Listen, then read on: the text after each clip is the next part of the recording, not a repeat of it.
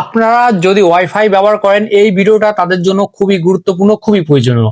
কারণ এই ভিডিওতে আমি আপনাদের দেখাবো যে আপনারা যখন ওয়াইফাই কানেক্ট করছেন, আপনি কি জানেন আপনি যে কোনো ওয়াইফাইতে যখন কানেক্ট করেন তখন কিন্তু আপনার সকল তথ্য তার কাছে চলে যায়। মানে যার ওয়াইফাইতে আপনি কানেক্ট করছেন আপনার সকল তথ্য কিন্তু তার কাছে চলে যাচ্ছে।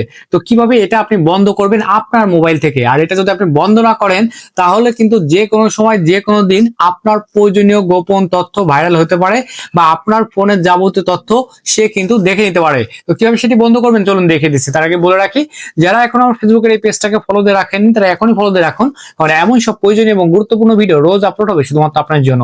আর এই ভিডিওটাকে আপনি অবশ্যই শেয়ার করে রাখবেন, কারণ আপনার ধরুন আপনার আত্মীয় স্বজন যারা আছে তাদেরও কিন্তু অনেক অনেক উপকার হবে।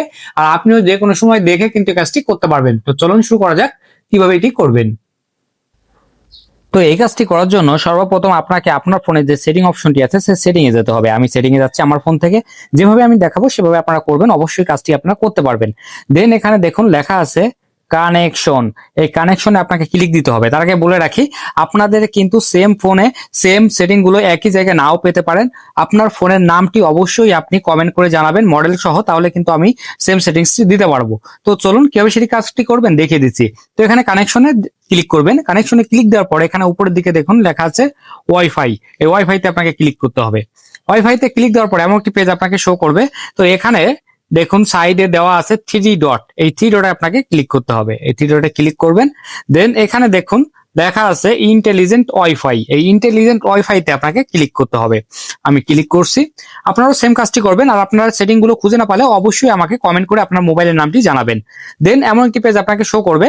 তো এখানে দেখুন দেওয়া আছে টার্ন অন আপনার অফ অটোমেটিকলি ওয়াইফাই, এটা আপনাকে অফ করে দিতে হবে এই সেটিংসটি। এটা অফ করে দিয়ে একটু নিচের দিকে যাবেন। একটু নিচের দিকে আসার পর এখানে ডেডিকেটেড সাসপেনশন নেটওয়ার্ক, এটা আপনাকে অন করে দিতে হবে। এটা যেটা অফ আছে এটা আপনি অন করে দিবেন।